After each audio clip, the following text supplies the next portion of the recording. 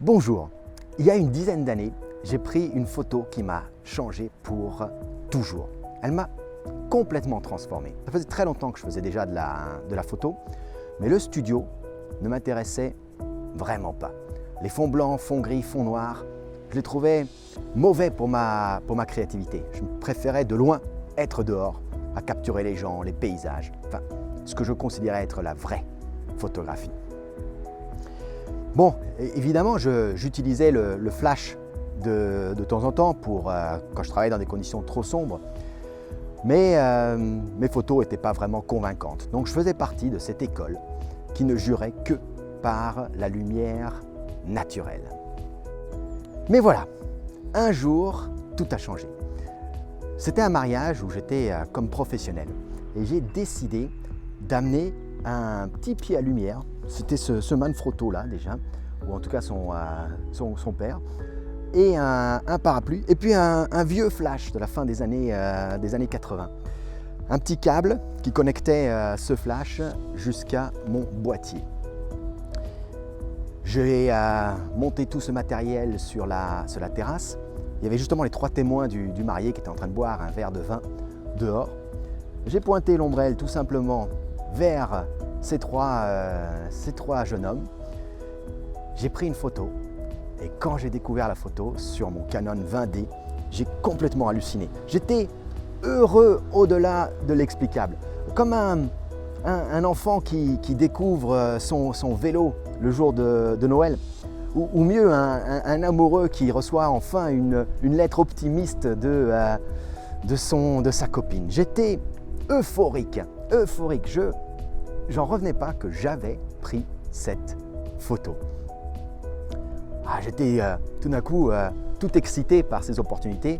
J'ai appelé la mariée 3-4 minutes après. J'ai pris cette deuxième photo qui aujourd'hui reste encore une de mes photos préférées à cause de la joie, du bonheur que j'ai ressenti en regardant cette photo.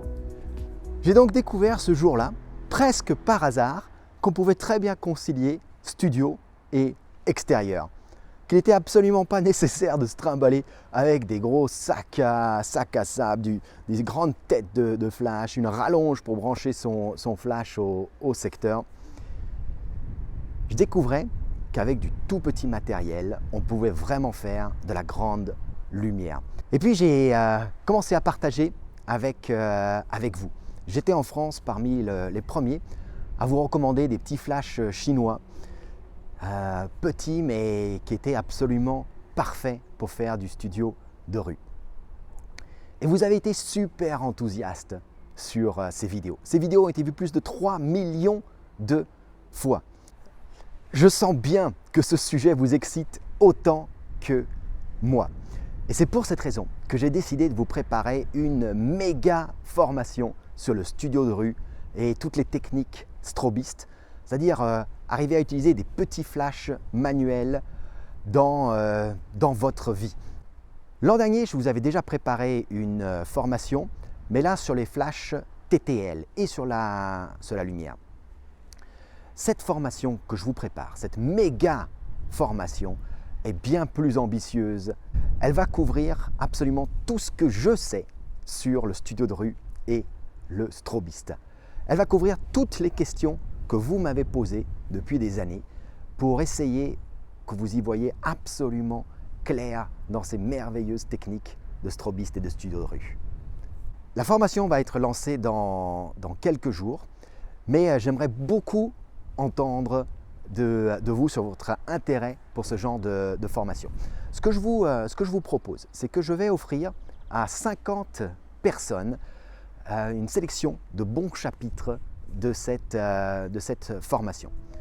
Pour ça, il suffit que vous me laissiez un commentaire, soit sur ma page Photoloco, soit sur Facebook, soit sur YouTube. Je les lirai tous. Donc vous me laissez un commentaire en me disant si vous faites déjà du strobiste, du studio de rue, si vous en faites, quelles sont vos difficultés principales, et si vous n'en faites pas, pourquoi est-ce que vous n'avez pas encore franchi le pas. Alors, je lirai tous ces commentaires, j'en choisirai 50 pour envoyer ces premiers chapitres. Sinon, moi je vous retrouve très rapidement pour vous expliquer un souci que je vois sur énormément de photos de personnes qui commencent à utiliser le flash. C'est une erreur que je faisais aussi et dans la prochaine vidéo, je veux absolument qu'on travaille là-dessus. Mais en attendant, laissez-moi un petit commentaire juste sous cette vidéo et je vous dis à très bientôt.